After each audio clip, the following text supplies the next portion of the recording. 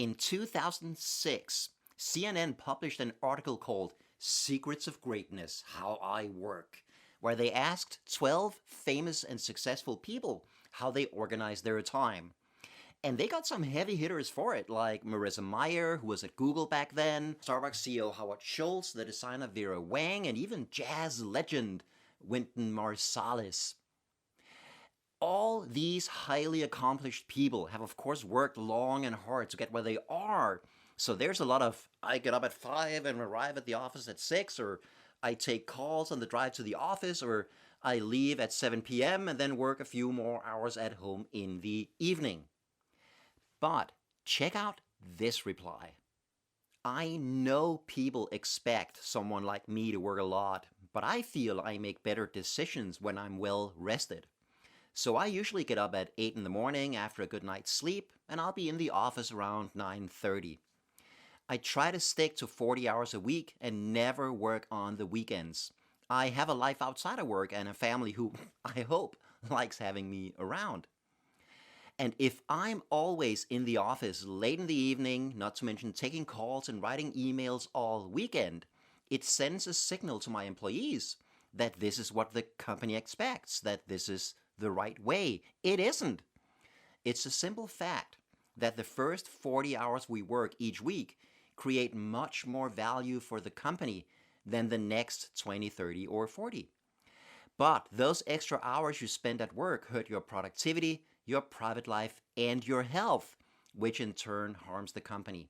Frankly, if you can't organize your workload so it fits in a 40-hour week, you need to learn to prioritize and delegate. Wow, refreshing words. Now, here comes the quiz. Which of the 12 people interviewed for the article was that? Take a guess. Which of them said it? The answer is none of them. Not one. I made it up. In fact, they all pretty much say the exact opposite. Marissa Mayer's day starts around 9 a.m. and meetings finish up around 8 p.m., after which she stays in the office to do action items and email. She brags about getting by on 5 hours of sleep, but don't worry, it's not all bad for Marissa. She does pace herself by taking a whole week off every 4 months. Vera Wang says that her staff is always able to reach her, and A.G. Lafley, who was CEO of Procter & Gamble back then, is up in the morning at 5:30 and at his desk by 7, where he drives hard until about 7 p.m. Then he goes home, takes a break with his wife, and is back at it later that evening. You know, after reading a few of these replies, I fully expected one of them to go, I get up at 5 in the morning, half an hour before I go to bed, and work 27 hours a day, only stopping for a 30-second lunch break where 2 assistants stuff food down my throat like a foie gras goose. Not only do these people seem perversely proud to work insane hours, they want you to do the same. It is, they claim, the only way you will ever be successful. They're lying. As I'll show in this video, overwork is not only bad for you as a person, it actually hurts company profits. Now, of course, that article is from way back in 2006. I've linked it below so you can read it if you want. And one would hope that things have gotten better since then. One would be wrong. Jack Ma is the billionaire founder of Chinese tech company Alibaba, and in 2019, he praised the 996 rule, which is just a catchy name for an idea that's very popular in Chinese tech companies, that you must work from 9 in the morning to 9 in the evening, 6 days a week, if you want to have a successful career. For anyone doing the math, that's 72 hours of work a week. A typical commute is an hour each way in many countries. Throw that in the mix and your work days start to look a little full. You'd have to get up at around 7:30 to be in the office at 9. You then leave the office at 9 in the evening and get home at 10.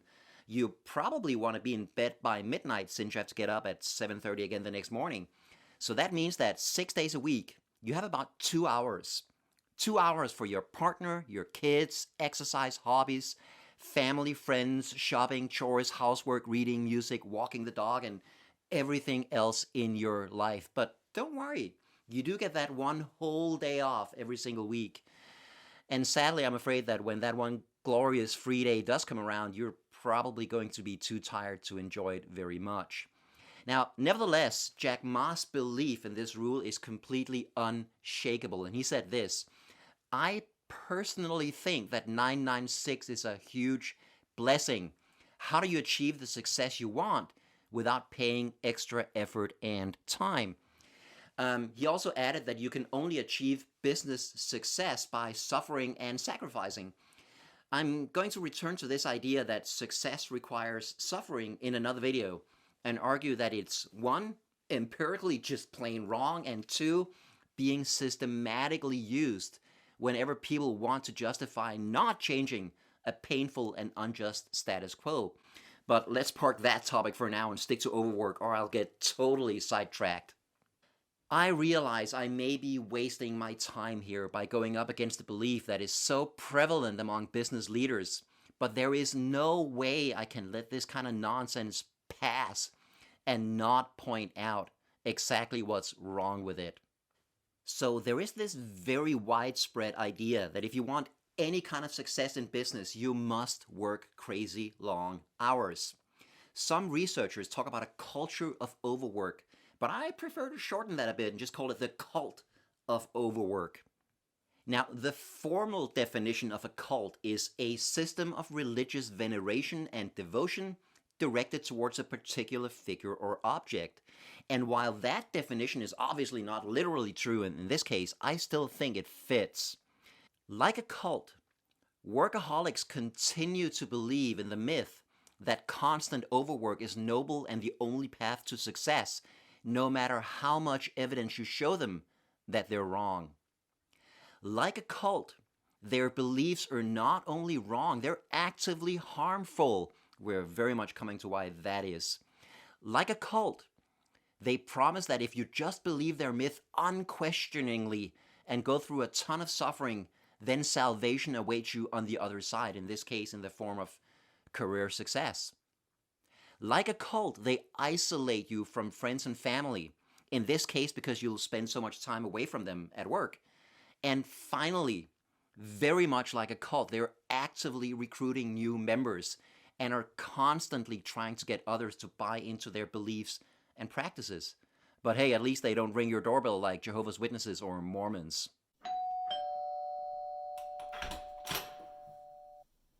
Hi, do you have a moment to talk about how an 80-hour work week is the path to salvation?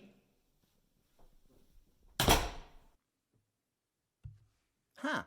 I wonder who first got the idea of calling it the cult of overwork. Why don't we Google that real quick?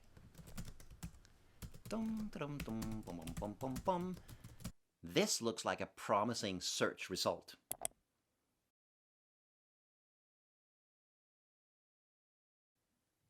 What's that? In software, the cult of overwork, a term coined by New Yorker contributor James Surowiecki, is rampant. And that article is from 2014, but I could have sworn. Why don't we check my blog real quick?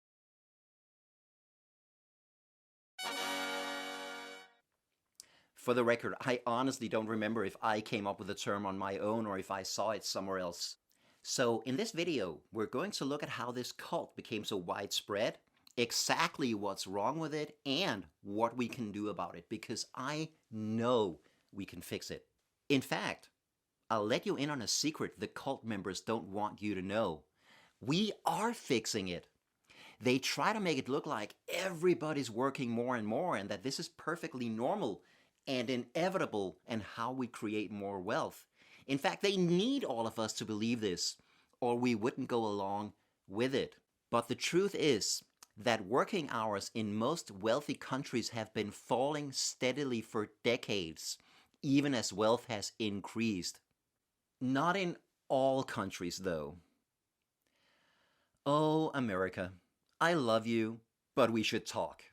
And tragically, many developing and poor countries currently have very high and increasing working hours. For instance, here's China. Damn you, Jack Ma. And just as many countries have reduced overwork, Many workplaces, teams, and individuals around the world have also managed to work their way out of the cult. So we have concrete proof that it can be done. I'll be sharing a ton of examples later. So not only are we currently fixing it, we've done it once before on a huge scale. Some time back, in workplaces all over the world, a passionate alliance of workers, scholars, and activists managed to slash working times nearly in half. Here's how that happened. I gotta say, when I started writing this video, I honestly had no idea that it would end up being nearly 90 minutes. I must have had some things I needed to get off my chest. You know, whenever I gave talks at companies, I had maybe a 1 minute section to cover this entire topic, so it's been awesome to dive much deeper into it. It's also been great to say all the stuff that companies do not want to hear from a guest speaker. And yes, I do appreciate the irony of a super long video on overwork, and I can absolutely see how the people who need it the most probably won't find the time. So instead of making it one long piece, I've split it into 7 shorter chunks. You can find the link to the other videos in the video description or right up here. I hope you find them entertaining and useful. If so, it would be awesome if you click like and subscribe.